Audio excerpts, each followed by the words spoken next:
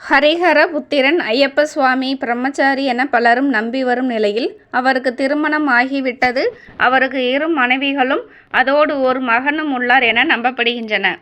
பொதுவாக ஐயப்பனை பிரம்மச்சாரி கடவுள் என அழைப்பார்கள். ஆனால் அவர் கிரகஸ்தராக காட்சி தரும் ஆலயம்தான் ஆரியங்காவில் உள்ள ஸ்ரீ தர்மசாஸ்தா திருக்கோயில். சபரிமலையில் வீற்றிருக்கும் ஐயப்பன் பிரம்மச்சாரியாகவும் அவரை தரிசிக்க ஆண்கள் மற்றும் சென்று வருகின்றனர். பெண்கள் செல்ல அனுமதிக்க வேண்டும் என வழக்கு நடந்து கொண்டிருக்கிறது. ஆனால் தம்பதியாக காட்சி தரும் ஆரியங்காவ் சாஸ்தா கோவிலில் பெண்கள் தம்பதியராக தரிசனம் செய்ய அனுமதிக்கப்பட்டு வருகின்றனர். கோவில் குறித்த முழு தகவலை இங்கு காணலாம். மூலவராக ஐயப்பன் தம்பதியராக காட்சி தருகின்றார். அருகில் சிவலிங்கம் காணப்படுகின்றது. கோயில் அமைந்துள்ள இடம் கேரளாவின் கொல்லம் மாவட்டத்தில் உள்ள ஆரியங்காவு என்ற இடத்தில் தமிழகத்தின் நெல்லை செங்கோட்டையிலிருந்து சுமார் 23 கிலோமீட்டர் தொலைவில் அமைந்துள்ளது. திருவனந்தபுரத்திற்கு செல்லும் பேருந்துகள் இந்த கோயில் வழியாகத்தான் செல்லும். கோயில் திறந்திருக்கும் நேரம் காலை 7 மணி முதல் 11 மணி வரை, மாலை 4 மணி முதல் 7 மணி வரை. திருவிதாங்கூர் மன்னருக்கு பட்டு வஸ்திர துணிகளை நெய்து தரும் பணிகளில் மதுரையைச் சேர்ந்த சௌராஷ்டிரா சமூகத்தைச் சேர்ந்த சிலர் ஈடுபட்டிருந்தனர். அப்படி நெய்யப்படும் பட்டு துணிகள் பாண்டிய நாட்டில் இருந்து திருவிதாங்கூர் அரண்மனைக்கு கொண்டு செல்லும் பணிகளில் சிலர் ஈடுபட்டு கொண்டிருந்தனர். ஒரு நாள் அப்படி பட்டு துணிகளை திருவிதாங்கூர் அரண்மனைக்கு கொண்டு செல்லும் பணியில் ஈடுபட்டிருந்த ஒருவர் பருவ வயதை அடைந்த தன் மகள் புஷ்கலாவையும் உடன் அழைத்து சென்றார். பாண்டிய நாடு வழியே பயணித்த அவர்கள் திருவிதாங்கூர் கணவாய் வழியே சென்று அரண்மனையை அடைய திட்டமிட்டிருந்தனர். அப்படி மலைப்பாதை வழியாக சென்ற அவர்கள் இரட்டியதால் மிகவும் பயந்து போனாள் புஷ்கலா. அதனால் அவர் அருகில் இருந்த ஆரியங்காவு தர்மசாஸ்தா கோவில் பூசாரியின் வீட்டில் தன் மகளை தங்க வைத்து அவளை பத்திரமாக பார்த்து கொள்ளுங்கள், தான் இந்த பட்டு வஸ்திரங்களை மன்னருக்கு கொடுத்துவிட்டு வந்து விடுகிறேன் என்று கூறி புறப்பட்டு சென்றார்.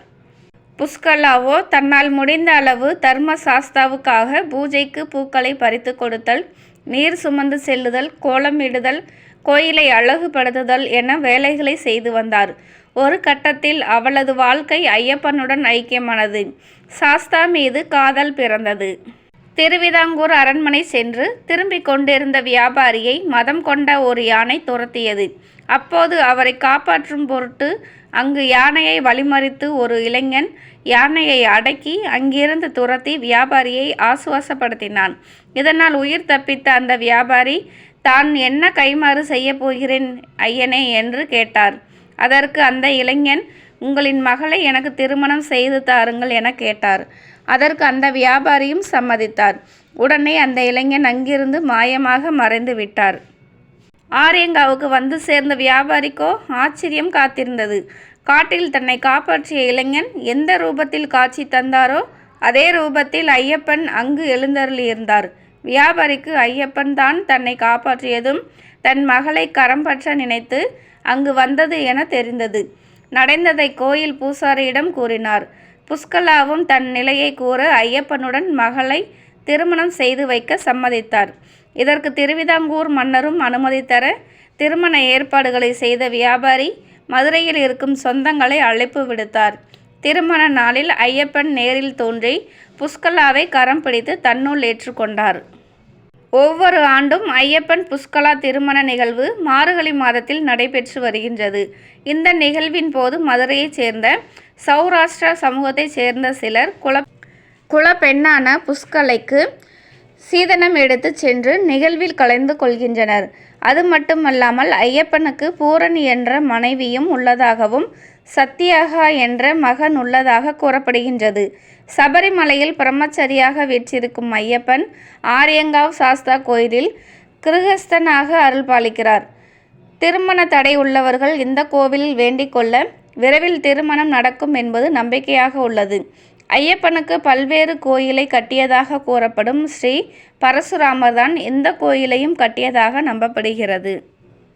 சபரிமலை ஐயப்பன் கோவிலுக்கு பெண்கள் போக முடியாதவர்கள் இந்த ஐயப்பன் கோவிலுக்கு சென்று ஐயப்பனை தரிசனம் செய்து நம் வாழ்வில் ஏற்படும் தடைகளை நிவர்த்தி செய்யுமாறு வேண்டிக் கொள்ளலாம். இந்த பதிவு பிடித்திருந்தால் ஒரு லைக் பண்ணிக்கோங்க. நம்ம சேனலை சப்ஸ்கிரைப் பண்ணாதவங்க சப்ஸ்கிரைப் பண்ணிக்கோங்க. பக்கத்தில் இருக்க பெல் ஐக்கானை கிளிக் பண்ணிக்கோங்க. அப்போ தான் நம்ம வீடியோ உங்களுக்கு உடனுக்குடனே நோட்டிஃபிகேஷனில் வந்துடும்.